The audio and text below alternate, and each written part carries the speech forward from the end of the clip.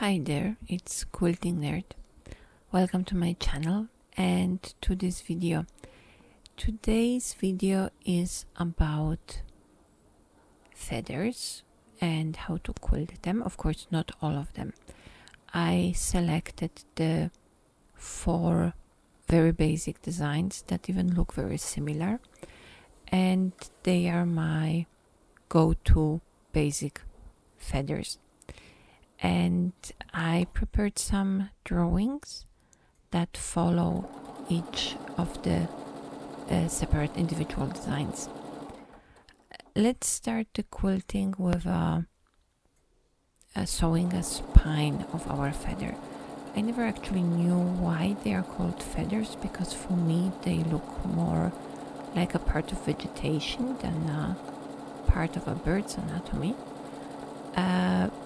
But that's the official name. I use them always when I want to have this nice organic look full of lush vegetations. When I start sewing a feather, I start with this very basic teardrop shape, or like a single paisley, and I started here with the bounced back feather because it has very nice rhythm, and you will see in a moment what I mean by that. 1 is unfolding of the first shape, the half heart. 2 is tracing back on the half radius, and 3 is going back into the spine. So as you see, it's here 1,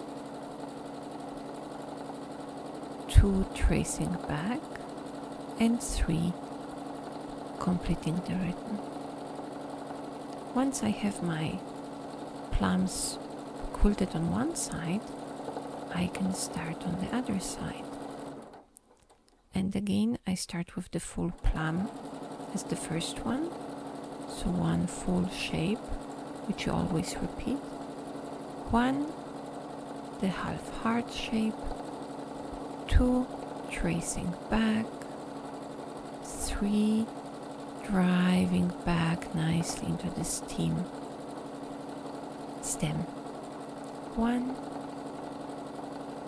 2, 3. It's kind of like breathing, you don't have to rush it. 1, 2, tracing back, traveling, and 3, going back into the stem of the feather. 1, 2, and 3. And this rhythm is helping a lot when you want to quilt it nice and uniform along the spine. Now it's just part of the echo. And in a moment we will move to the short drawing that I made to explain you once more how the schematics looks, and that you can practice it on a piece of paper. So drawing the spine, most of the time I trace back, so I can always start from the back. The first plum, 1, tracing back 2 and 3, and driving into the spine. Not perpendicular to it, you really have to end up parallel to it at the end. 3, 1, 2, 3. As I mentioned, my drawing is not half as good as my quilting. 1, 2, and 3. I always start with the outside of the feather. For me, outside is there where the outside of the curve, if I can see something.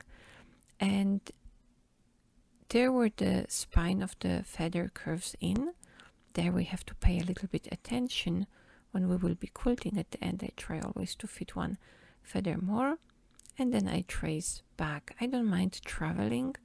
I like when the spine is looking a little bit thicker. The first shape, after that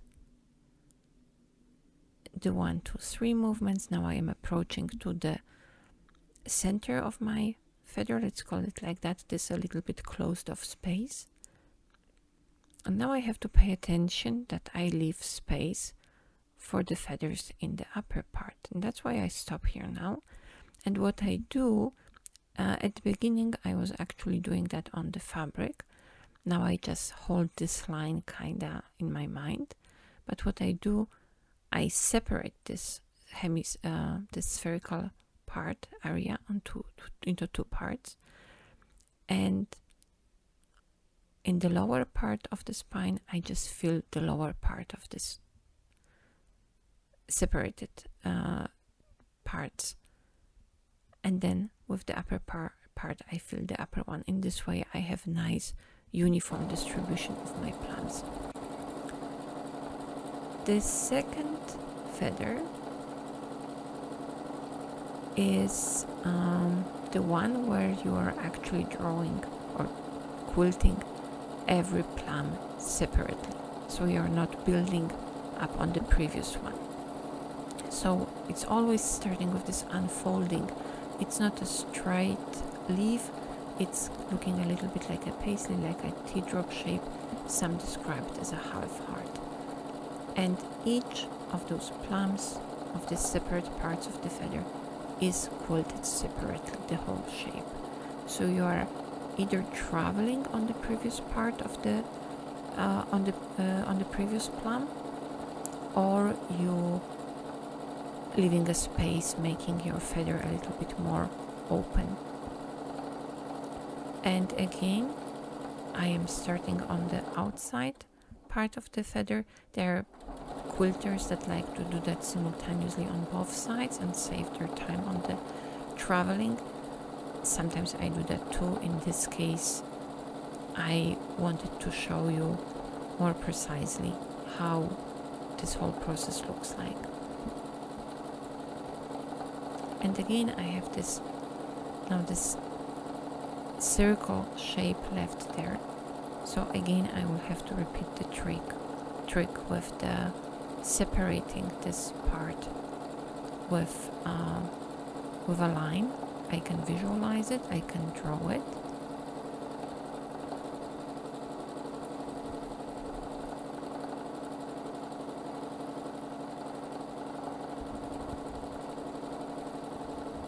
First, I am filling the lower part of my imaginary circle, and as I go into the upper part of the stem, I will fill the upper one with plums that are fitting the area.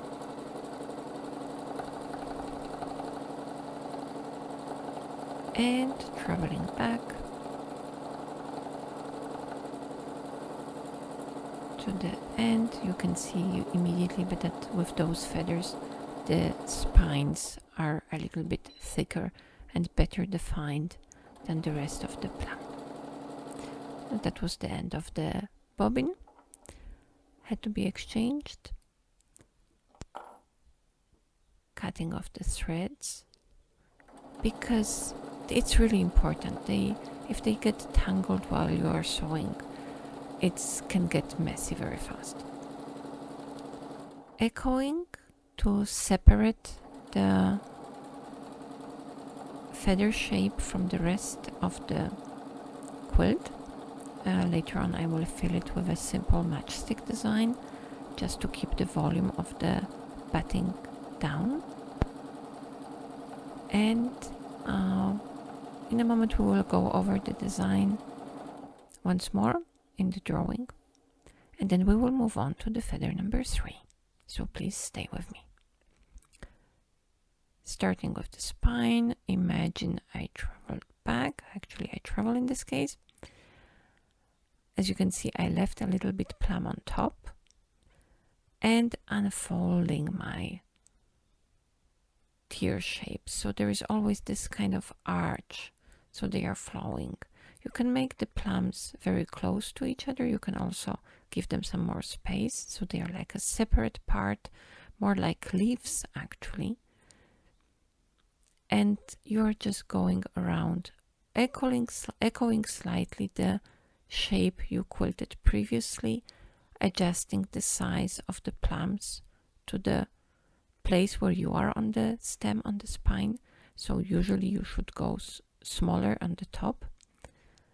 And here I changed shortly the color of my pencil to mark where I want to start separating the areas corresponding to different parts of the stem curling.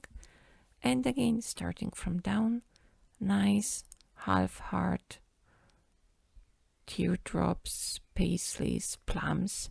There are so many different words describing in print. I am sure that each quilter has different one. Definitely, if you look into the different quilting books, you will see that you have exactly the same designs or very similar ones, but with different names. And whatever I think it's the best for the visualization of the given shape. And again, echo is closing the process. Feather number 3 also uses this half heart shape. Here the spine will be a little bit more complex. Again, I have a plum at the end. And I'm traveling back, trying to keep the two lines as close as possible, but not perfectly matching. We will be traveling their back slightly with every plum that we quilt, so any imperfections will be covered anyway and they will be not visible. In this case, I am drawing not really a plum or half heart, but a hook. So I'm giving immediately my feather an echo shape around. It's very easy. It's much more forgiving than the bounced back feather because you don't have to travel very precisely. You are just turning a sharp point here, bouncing back and quilting an echo around the shape. Like with every feather, the rule is that when you go back to the spine of the feather, you try to drive parallel into it, not perpendicular. So the leaf, the plum, is really unfolding from the spine, not sticking out of it. That's maybe one of the way of describing it. And again, please notice that I started from the part of the spine which is outside of my biggest curve. Of course, for very complex shapes that are meandering all around your quilt, it doesn't really matter. You have to find out your own way. This feather also has a nice rhythm to it, but it's just 1 and 2. 1 going out, and again, bobbin was out, changing, and 2, and I'm immediately echoing around this plum I quilted at the very beginning, so it's fitting with the shape and form with the previous ones. Traveling back,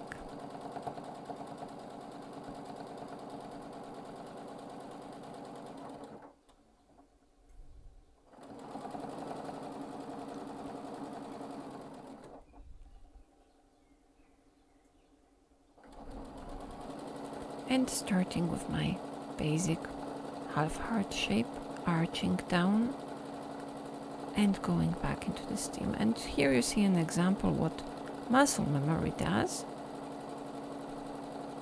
I just repeated the shape. It doesn't matter. The leaf is organic. So at the bottom the leaves of a plant can look different, doesn't matter. But now I again focused and my plums look the same. 1 and 2. It's like breathing. Can be kept very nice and slow. I must admit, if I would continue with the other shapes, because I wouldn't pay attention, I would just leave it like that and have an asymmetrical feather.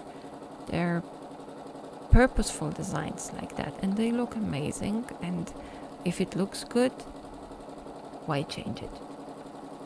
So it could be left also like that. In this case, only the first 2 plums were not identical. they still look good. That's why I left them. Here you see another example. I concentrated on filming and not on quilting, so there is a small mistake, but or I would say there is one plum that looks slightly different, like it lost an echo around it.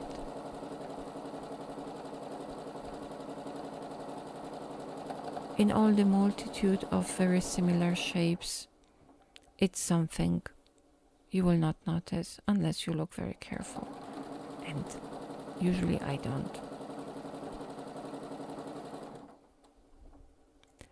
It just tells you that quilting can be very relaxing, and actually you can get lost a little bit in it, and in the moment you stop paying attention, the muscle memory will take over.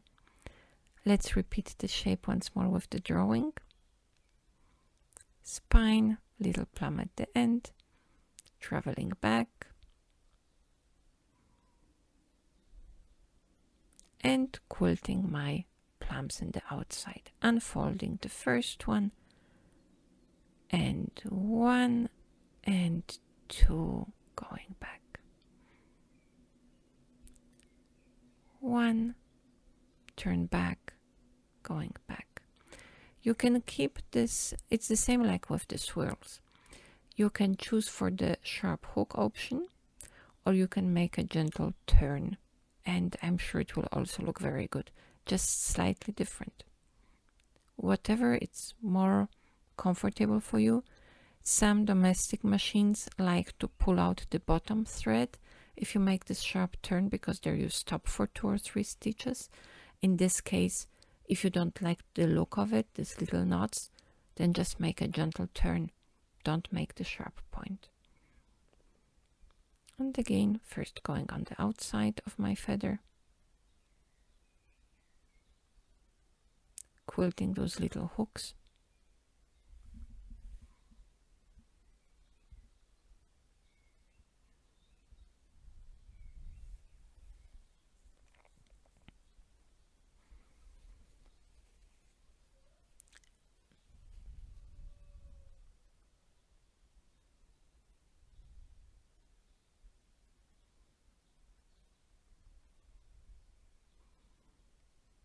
This kind of exercise can be done during your lunch break, where you are waiting at the doctor's just on a piece of paper, when you are waiting for your kids, when you are done with breakfast and just enjoying a cup of coffee. I like doodling. It's almost as relaxing as quilting, but quilting has more use. So again, traveling back.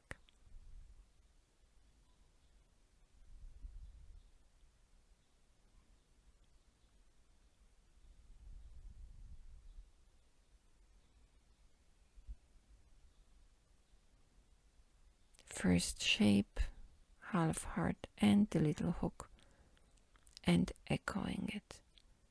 It's just like, it has this nice rhythm, so it's like in and out, in and out. It helps actually when you do it that way. Once you develop this rhythm that it's specific to you, quilting of feathers, it's becoming much easier. So again, I have this circular space here. I have to leave space for plums from both sides. So let's divide this space. How you divide it, it's up to you. You can change the angle here completely. It doesn't have to be halfway. Can be 1/3. Can be in different location. Maybe once we will make a video just making an experiment on that, how it changes the look of the feather. And filling the designated spaces with plums, adjusting their size as it fits.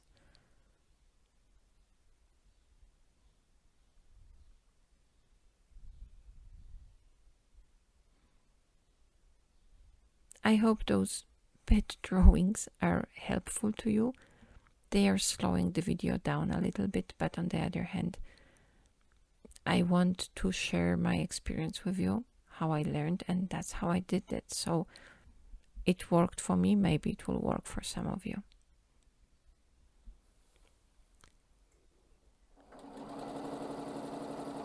So that was the feather number 3, and let's move to feather number 4.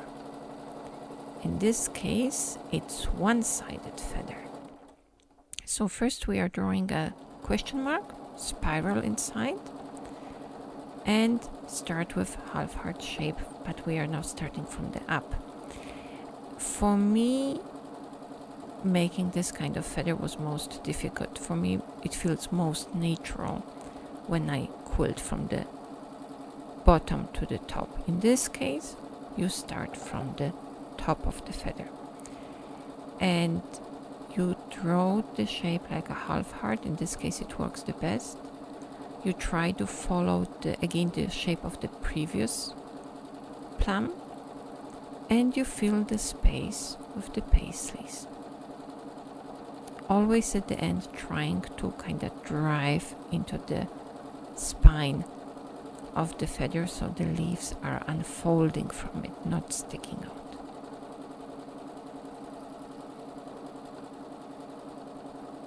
And you follow the shape, and this kind of feather is really nice for filling different geometric shapes. So I quilted them in squares and I quilted them inside of triangles, and because of the plums can be any shape and width you want, you can extend them to reach into the corner, or you can keep them short, just as much space they have next to the wall of your block.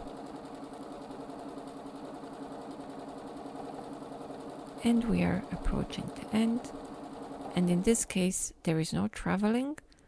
The plums are just quilted on one side, and you echo it. And that's the one-sided feather. You can see all the 4 feathers are very similar from the density and the size of the plums. They have similar round shape and plumness, I would say. They are equally round. Using echo around them enhances the similarity, so I can make the small variations and still have small variety in my quilt. And it's nice to practice different ones. Once I have those 4 in, I can start playing with modification to the shapes of my plums, of those leaves sticking, unfolding from my spine. And that's the drawing of this one-sided asymmetrical feather. You can see how hard I'm trying to keep the shape of the plum like a half heart, how I am trying to drive into the spine, because that's one of the most critical part. The tighter the radius, the more difficult it is to do that, because of the bigger change of the angle I have to deal with.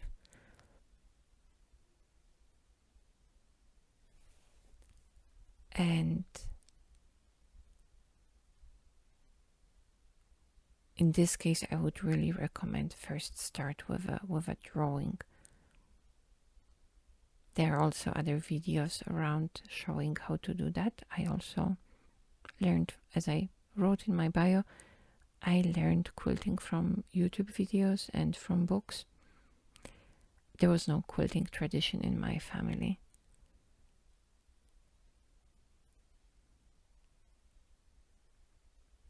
And that was the 4th feather. That's all for today. The video was pretty long.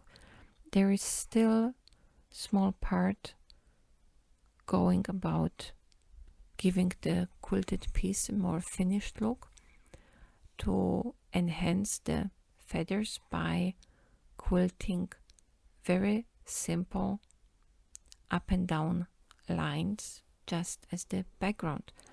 It's also a nice exercise for practicing how uniform your quilting is. Enjoy the rest of the videos.